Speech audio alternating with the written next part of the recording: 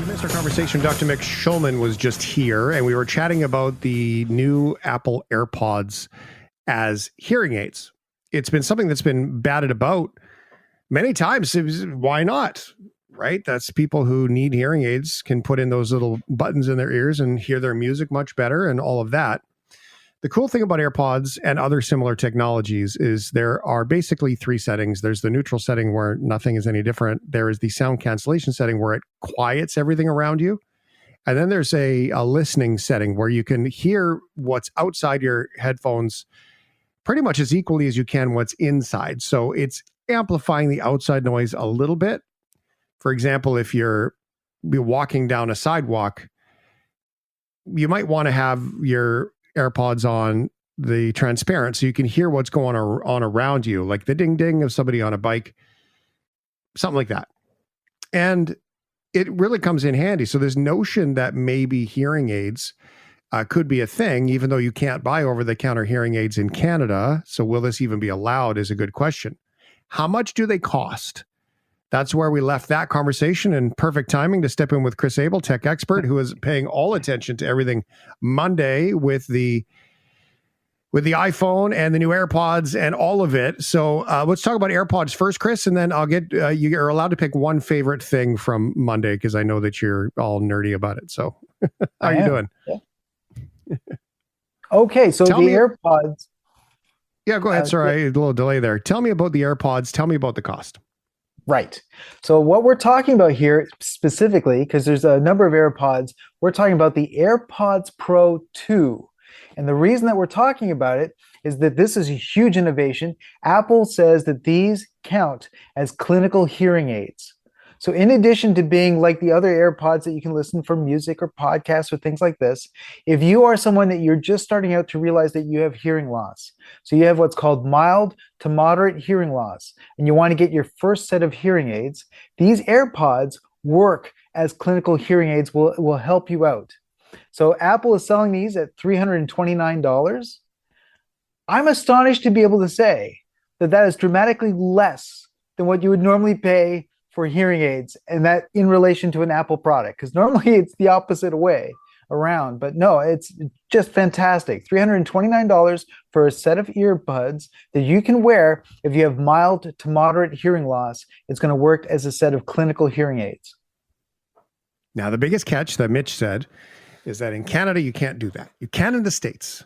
So will they do anything to disable it in Canada to be determined? I just don't want to, I want to manage everybody's expectations. The idea is fantastic. Oh, it's fantastic. And it's something sorely needed because hearing loss is something that a lot of people tend to put off. There's a stigma towards wearing hearing aids. People don't address it until much later in life. They think, oh, well, I can make it by.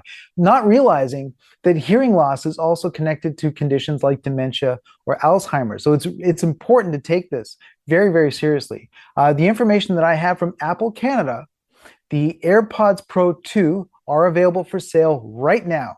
You can go in and you can pre-order them. The software update that's going to add the hearing capabilities is expected to come this fall, but it will be launched in Canada. I've not been told that anything about it not being available to work here. Now, I guess the issue is that Mitch may be referring to what's been happening with other tech companies, because I know Sennheiser, others have also tried to introduce over-the-counter hearing aids here in Canada. And there are kind of issues because the whole over-the-counter hearing aid regulations came with the FDA in the United States. But I'm being told by Apple Canada, this is something that's going to be available here. Good. This is good because they can be so expensive. And if it makes a difference for some people to get access to some help, this is a very good thing. Very good stuff. Plus, I have AirPods. They're awesome. Just don't put them through the wash. Correct. And it's not just for people who have hearing problems at this point. There's also a feature in there for prevention. So, what I love, and this is amazing, that yes, the AirPods will detect if you've got a sound that's at a damaging level. It doesn't just reduce the volume of that sound, though. It employs an algorithm that changes the nature of that sound. So Apple claims you can put these in your ears and go to a concert. And even if the concert is really, really loud, the algorithm will change the music so that it's no longer damaging. You won't notice They say that it will be from your perspective, it'll be like a natural concert experience that sounds loud, it sounds enjoyable, but you have no idea that the music has been changed so it's not damaging your ears. That's cool. That's really cool. Okay. Kris Abel is here. That's the AirPods. Just for the sake of feeding your nerdy heart, what was your biggest, most exciting thing from the Monday keynote, Apple, with the new phones coming? It is just what we talked about, the whole Is it really? thing.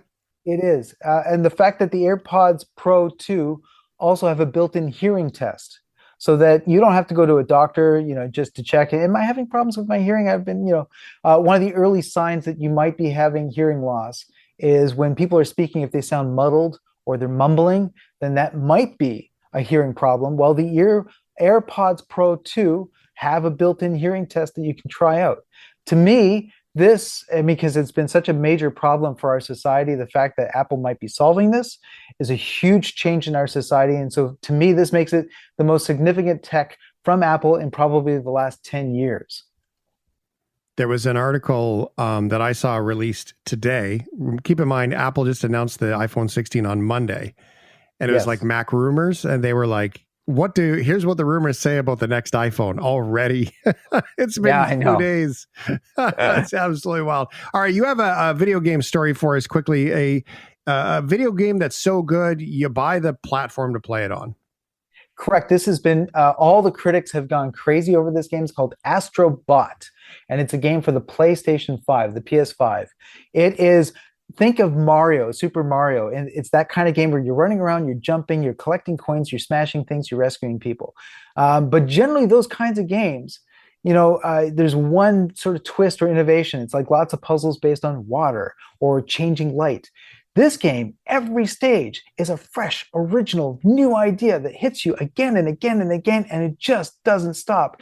Starring this cute, adorable little robot that visits from one planet to the next, and it is wild, it is exuberant, it's vibrant, so happy to play, with a music soundtrack that sounds like it's made by Pharrell Williams. You just upbeat, and everything goes towards the beat. In one moment, you're running your hand along little golden panels, much like circuit board, to try to find a panel to find a secret room. The next moment, suddenly you got monkey arms, and you're climbing up these banana-shaped handles trying to find things. The next moment, you're running through a land that's all icing, like on a cake, and you're kicking little sprinkles at the speed of like machine gun fire. It's just astonishing how original and fresh from one idea to the next.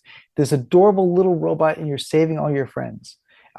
Just endless amounts of hours playing, lots of fun, and the kind of game that even if you're not really into games, this is something you're going to pick up and get addicted to.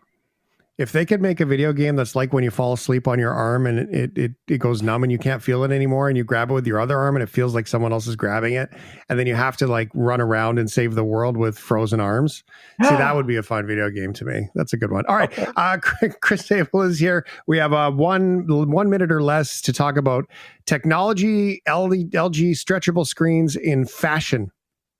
Correct. At a fashion show in South Korea, LG partnered with a brand called Greedless, and they had models walking up the catwalk with television screen technology built into the clothing.